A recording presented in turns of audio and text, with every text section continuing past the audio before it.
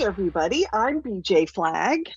And I'm Rich G, and this is episode 340 Uno. Build and grow and manage a remote team. Oh, man, do I know about this. I'm telling you, building and growing managing a remote team requires strategic planning, clear communication, and implementing practical tools and processes that can maintain productivity and cohesion among the team players who are all spread out all over the different locations. As we prepared this, I said to myself, "Well, let me think about this. Where are my people? Alabama, North Carolina, Maryland, Massachusetts, and all over Connecticut. Absolutely. This it began prior to COVID, and here we are. It's Abs- crazy, and you have people too. You have Yeah, they're all I have over. someone in Romania. I have someone in Maryland. We have them all over the place. I know. It's great. It's great. We embraced this way before it became popular. Yeah, yeah. Well, you have to, especially in certain types of businesses. It's almost required to have this Yeah, thing. to So. have a good feeling about it. Well, lunge us in. Get us going. Well, our first topic or a thing that we're going to talk about is you need to overcome your ambivalence towards trying a remote team. Yeah, That's the first thing. You have to. And we're afraid. Oh, I don't know if I could do that. Oh, I need to see them. I have to. It's scary. It's a scary yeah, step. yep. Transitioning or trying a remote team setup is a common occurrence, especially for businesses accustomed to traditional co-located teams. Yeah. And think about it. This is you're going to have to change your behavior just as much as the person who's going to be working remotely has to change their behavior. So it is a lot of transition. And if you're a smaller company, it's a lot to have to take over. It's a lot to handle. The first action step that we really want you to focus on is research success stories. Don't look at all the ones where, oh, it went terrible. No, look at the success stories and the case studies, testimonials from other businesses in your industry that have successfully implemented remote teams. This will provide great insights into the potential benefits and strategies for success. So we want you to focus on success. Yeah. Our second action step is identify potential advantages to having a virtual team.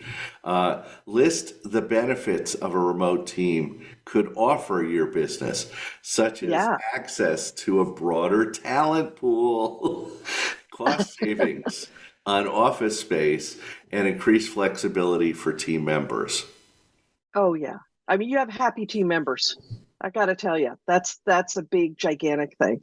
Number two is start small. Don't think of this as something where you're going to, have a team of 50 people all of a sudden start on Monday. No, just start with one person, like your bookkeeper or somebody who helps in accounts. It's something that seems logical that you could actually do. Get in the flow of what needs to work, and then take everybody's suggestions and be very open to having it work. Yeah. That's the biggest thing. Listen and be open. Yeah, when you start small, everybody thinks, "Oh, I'm going to let everybody be virtual," or "I'm going to." Yeah, No, there's going to be a time when someone says, "I'm going to need to work from home." They might have a new child in the household, or they might have a sick parent, or they might have to move, and you don't want to lose right. them. This is the opportunity to start small. So, Yeah, one of the first action steps is pilot with a small team. Before committing fully, start with a pilot program involving a small project or a subset of your team. This allows you to identify what works and what doesn't, but it happens on a smaller scale. So, you can even rotate being remote throughout your team. That's something else you could do. Who's yeah, remote this week? yeah. And you know what? Gather the feedback. because regularly collecting feedback from your pilot team on their experience, challenges faced, suggestions for improvement, all of that information is going to refine your approach. You're going to be so glad you did it because they also see the benefit of it and become stakeholders in its success. Yeah. So, more you include them, more they feel like, oh, this is fantastic. This is even better than I imagined. So it really works out nicely.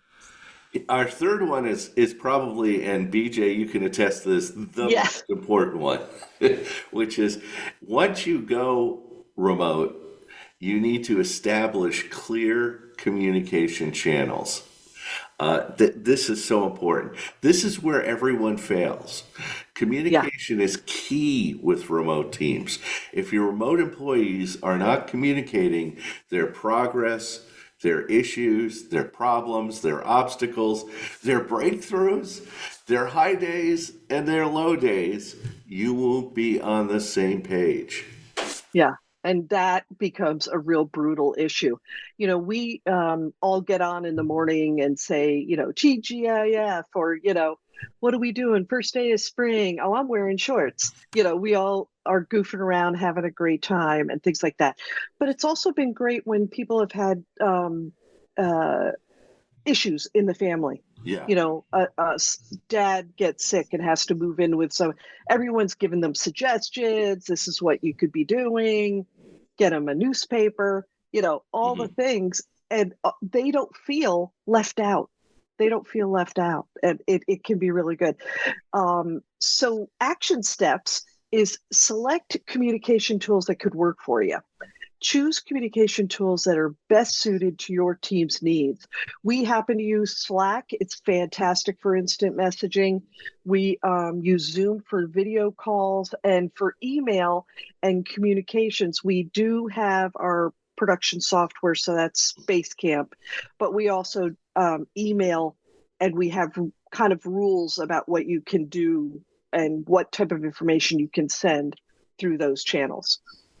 Yeah, also, second, define communication norms. Establish clear guidelines for how and when to use these tools. Sometimes people want to work heads down. Sometimes people need to talk to you. For example, use instant messaging for quick questions and video calls for longer discussions or team meetings. This is important. Like with my virtual team that I work with, like my guy in Romania, we have a call every Monday morning, and we set up the week. We kick it off. We know what we have to do, and then I have another person I work with. We call every Wednesday afternoon, and we set up the entire week for that. So it's how you do things, Yeah, but yeah. lock it in. Right. And to your point, you're scheduling regular check-ins. Hmm. We feel that in the morning, in the midday, and at the end of the day, you have to check in. Yes. And really it could just be, I'm here and I'm alive. Um, but we also will type in the word, you might say focus, and that means don't bother me. I have Yeah. got my head down.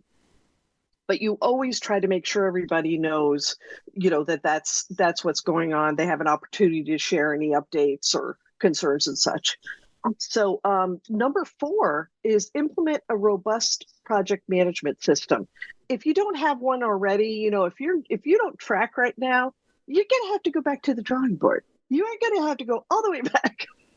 And just like when you started the business and you created processes, this is just an augmentation. This is like a continuation of your organization, things that you need to do.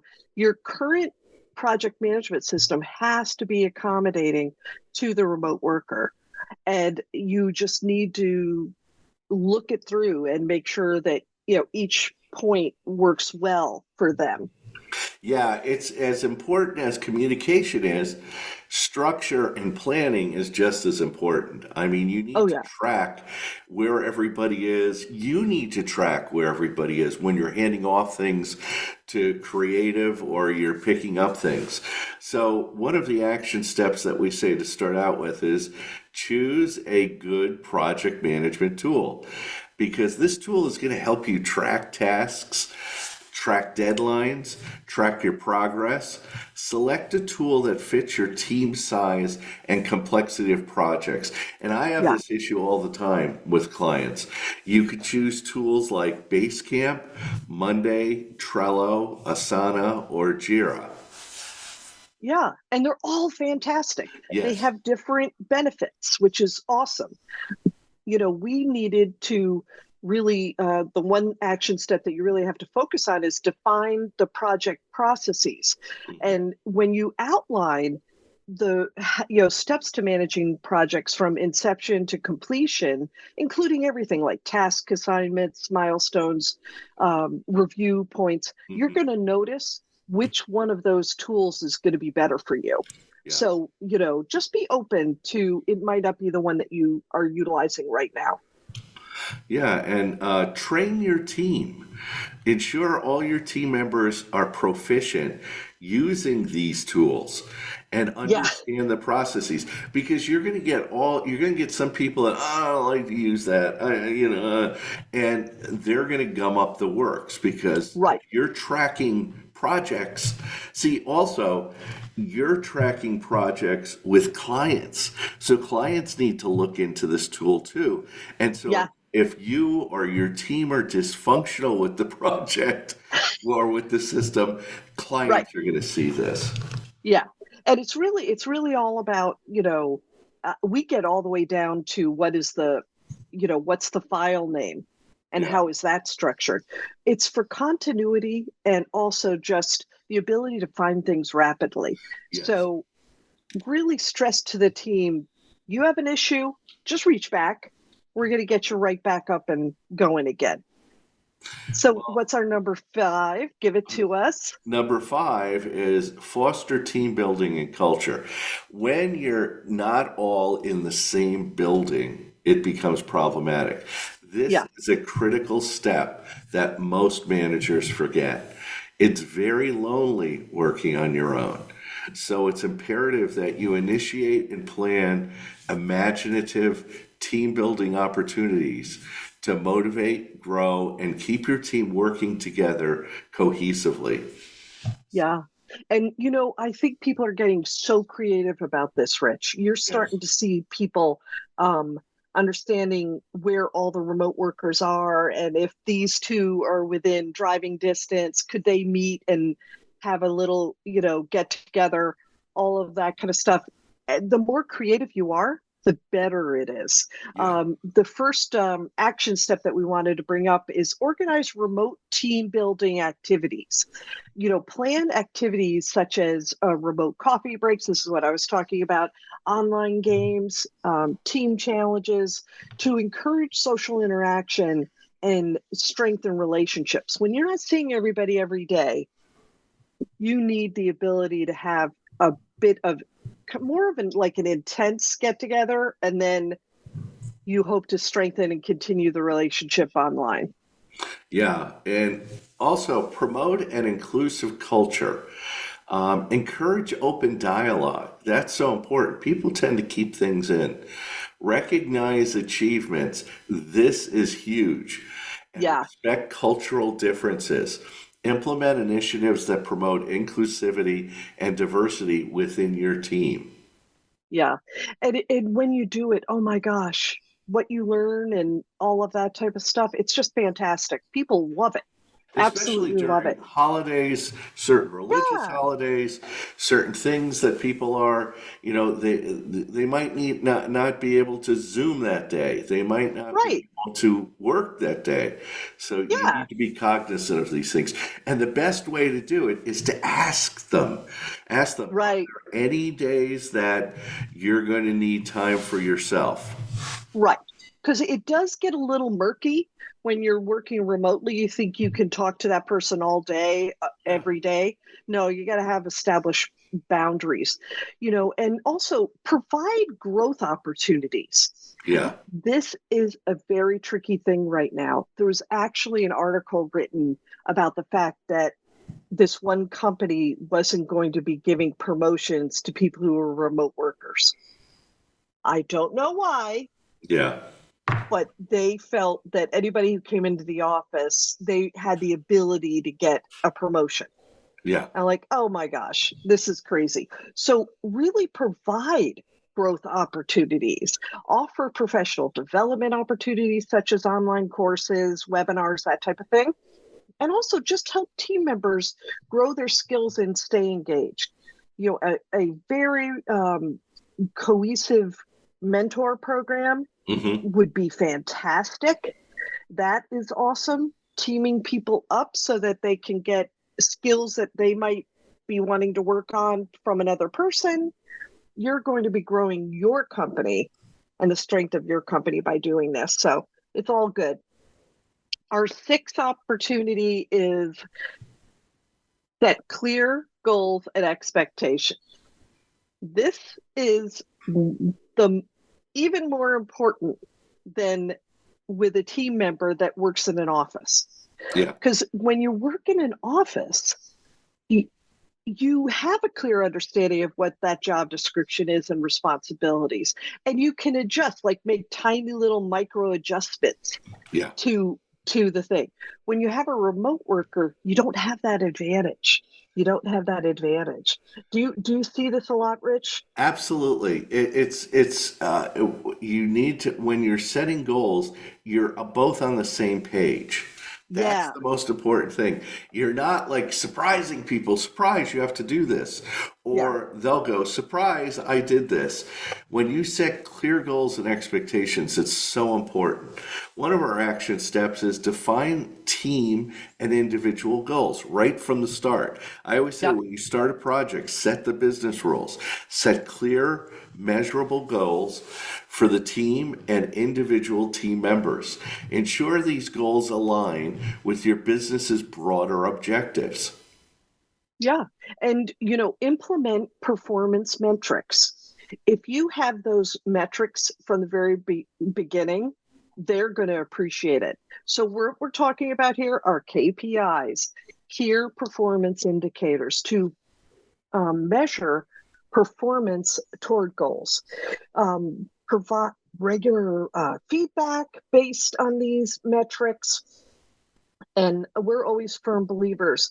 As close to the time of implementation, the better off you are. So this is a huge, huge part of what you need to do. And then finally, encourage autonomy while being supportive.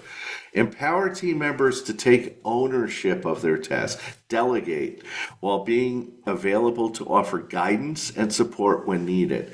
That's so important. If you give more autonomy, it's going to empower your people to work harder. You get better productivity out of your people. For sure. Absolutely. So, implementing all of these six strategies requires thoughtful planning and ongoing effort, but the benefits of having a cohesive, productive remote team are substantial. You can build, grow, and manage an exciting remote team by focusing on clear communication, robust project management, team culture, and clear goals. I'm excited. I think you can do it. Oh, yeah, That's it for try it. today's episode. Yeah, just try it. Just try it. We invite you to share this podcast on LinkedIn, Instagram, Twitter, and TikTok with the hashtag the best small business show.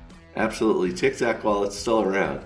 So, thank you for tuning in to the Best Small Business Show. If this episode has been valuable to you, please subscribe, follow, and share it with other budding entrepreneurs who could benefit. That's it for this week. You can reach out to me at newrenew.com and you can find Rich at richg.com. And thanks again to our editor and producer, Richard Scalzo. Have an unbelievable week and catch you later.